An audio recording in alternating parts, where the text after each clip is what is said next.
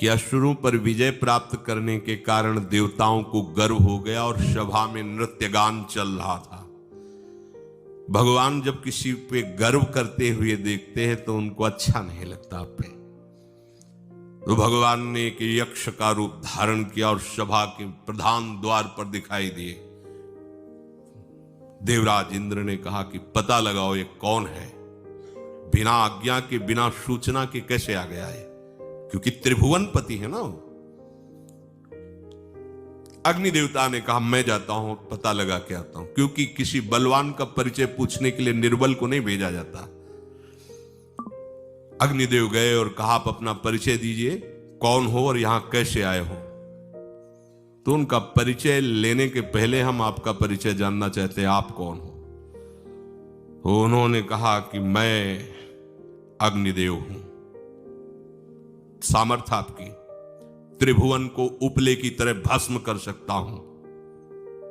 हम तुम्हारी बात तभी प्रमाणित, ये उपनिषद की बात, हम तुम्हारी बात तभी प्रमाणित मानेंगे जब तुम इस तिनके को जला दोगे। अब कोई अग्नि देवता से तिनका जलाने की बात कहे, सहज में दृष्टि डाली, कुछ नहीं हुआ, पूरा पावर लगा दिया।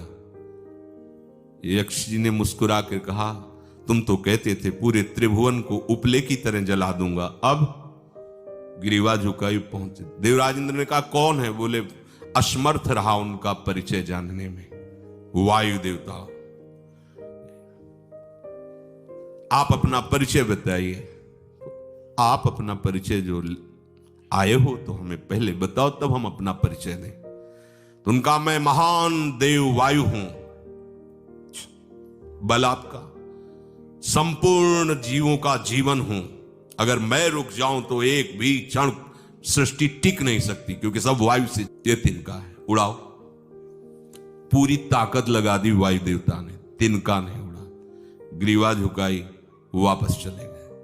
अब देवराज इंद्र उठे, जे ही नजदीक पहुंचे यक्ष अंतर्धान हो गए और देखा साक्षात ब्रह्म विद्या दूर से मूर्तिमान ब्रह्म, और डांट लगाई कि तुम उनसे संभाषण करने योग्य भी नहीं हो, क्योंकि तुम सबसे बड़े सिंहासन पर बैठे हो और अहंकार करते हो। तुम्हारे देवता सब सामर्थ्यहीन है, एक तिनका भी अग्नि नहीं जला सका, एक तिनका भी वायु नहीं उड़ा सका। अरे जिनकी शक्ति से शक्तिमान वो भगवान स्वयं आए हुए थे, कांप गए देव। अहंकार मत करो, जाओ, भगवान के बल से तुम विजयी हुए, देवताओं के बल से नहीं। देवताओं में जो शक्ति है वो उन्हीं के अंश से आई हुई है। अरबों वायु के समान महान बलशाली हमारे श्री हरि